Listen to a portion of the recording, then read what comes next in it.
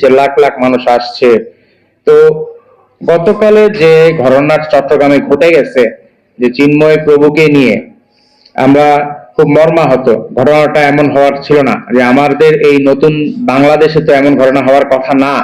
তার মানে এই কিছু দুষ্কৃতিকারী নিশ্চয়ই আমাদের সাথে মিশে বা আমাদের এই দেশে এখনো পর্যন্ত অরাজকতা এবং সাম্প্রদায়িক ইস্যু নিয়ে দাঙ্গা সৃষ্টি করার পায়তারা করছে।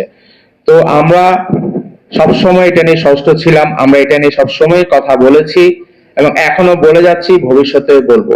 আপনারা জানেন, যখনই সংখ্যালঘু দিকে আমরা নেতৃবৃন্দ আমাদের শ্রদ্ধেয় প্রধান উপদেষ্টা ডক্টর মোহাম্মদ ইউনূস স্যারের সাথে ওনারা কথা বলতে যান এবং ওরা তারা কথা বলে, সেখানে আমরা আশ্বাস পেয়েছি। এরপরে কিন্তু আমরা বলেছিলাম যে তখনই আমরা আবার আন্দোলনে নামবো যখন দেখবো আমরা কোনো দৃশ্যমান বাস্তবায়ন দেখতে পাবো না। আমরা কিন্তু আমাদের 8 দফা দাবি নিয়ে শুধুমাত্র পূজার ছুটির 2 দিন বাদে আর কোনো কিছু নিয়ে কিন্তু সরকার পক্ষ আমাদের সাথে কথা বলেননি। তবে আমরা দুর্গাপূজা 1 দিন ছুটি পেয়েছি, আগেও তো 1 দিন ছিল, এখন টোটাল 2 দিন। এই নিয়ে আমরা কিন্তু সরকারের সাথে এখনো আলাপ আলোচনা চালা যাচ্ছে সংখ্যালঘু অধিকার আন্দোলনের নেতৃবৃন্দ। আমরা শান্তিপূর্ণ ভাবে এবং আলোচনার মাধ্যমে আমরা কিন্তু এই সংখ্যালঘুদের 8 দফার বাস্তবায়ন চাই। আন্দোলন হবে, রাজপথে আন্দোলন হবে, কিন্তু মঞ্চ তৈরি করে কোনো আন্দোলন আমরা চাই না। শান্তিপূর্ণ সমাবেশ জনগণের সাথে মিশে যদি কেউ করতে না পারে, এর দায় সংখ্যালঘু অধিকার আন্দোলন নেবে না এবং এর দায় সংখ্যালঘু সম্প্রদায়ও নেবে না। আপনারা গতকালের ঘটনায়, আমরা আবারও বলছি, গতকালের যে ঘটনাটা, এটা সম্পূর্ণ দায় হচ্ছে কিছু দুষ্কৃতিকারীর উপরে পড়ে, সমগ্র সনাতনীর উপরেই পড়ে না। সকল সনাতনী সম্প্রদায় কিন্তু দুষ্কৃতিকারী না।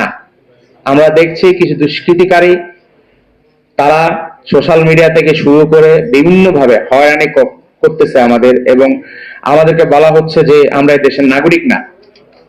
এবং আপনারা জানেন, আমরা খুব মর্মাহত এবং খুবই দুঃখিত, এবং সরকার পক্ষ আপনাদের মাধ্যমে আমরা সরকারকে জানাতে চাই যে আমি একজন সনাতনী, একজন সংখ্যালঘু হিসেবে যদি আমাদের রিক্সায় যায়, আমাকে যদি বলে এই তুই হিন্দু কিনা, এইভাবে যদি আমাকে ট্রিট করে, তখন কি আমার খুব দুঃখ লাগে। এই দেশে আমার জন্ম, এই দেশে নিঃশ্বাসে আমি বেঁচে আছি, এই দেশে আমার পড়াশোনা, এই দেশকেই আমি ভালোবাসি, কিন্তু যখন আমাকে হিন্দু বলে আমার গায়ে হাত তোলা হয়, আমাকে হয়রানি করা হয়, তখন কিন্তু আমার খুবই খারাপ লাগে যে আসলে কি আমি এই দেশে জন্ম নিয়ে কি ভুল করেছি। আমি যখন স্কুলে পড়তাম তখন কিন্তু আমরা ধর্ম দেখতাম না। আমরা ঈদের সময় যেমন আমি আমার অন্য ধর্মের মুসলিম বন্ধুর বাড়িতে যেতাম, সেই যে তার বাসায় গিয়ে আমরা যে ঈদের সেমাই খাইতাম, এবং আমার পূজায় তারা আসতো, তারা আমাদের যে পূজার আনন্দটা ভাগাভাগি করতো আমাদের সাথে। আজকে সেই জিনিসটা কোথায়? আমরা সেই জিনিসটার দাবি জানি না। যে এই যে সাম্প্রদায়িক সম্প্রীতি, এই সাম্প্রদায়িক সম্প্রীতি আস্তে আস্তে এই দেশ থেকে চলে যাচ্ছে। সরকার পক্ষকে এই সম্প্রীতি ফিরিয়ে আনার জন্য কোনো কাজই করবে না। আমরা প্রশ্ন করতে চাই, আমরা দাবি জানাইছি 8 দফা, আমরা 8 দফার বাইরে কোনো কথাই কিন্তু আমরা আজ পর্যন্ত বলি নাই।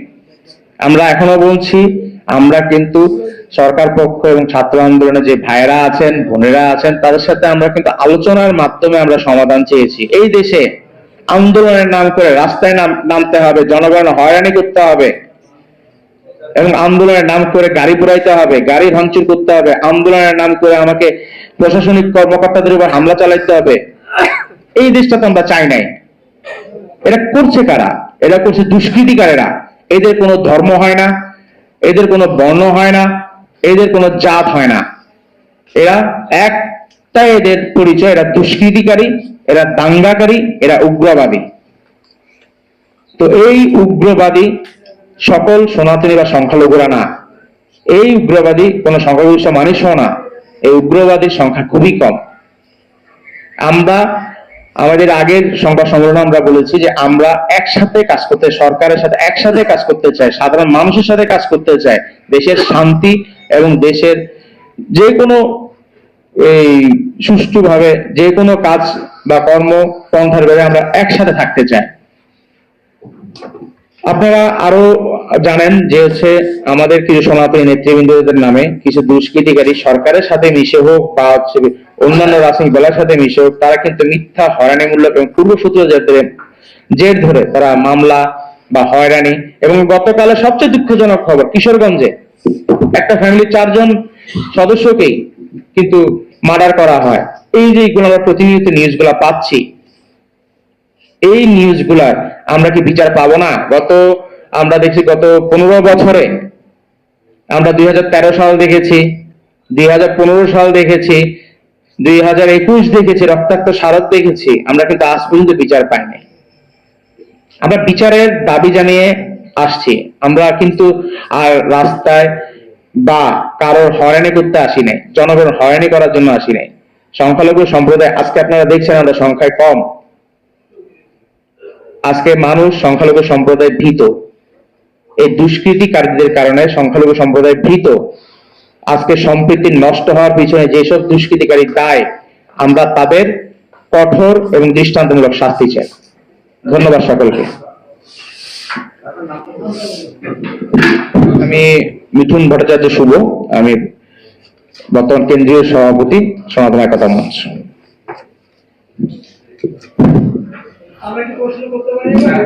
এখন আপনারা প্রশ্ন করতে পারেন।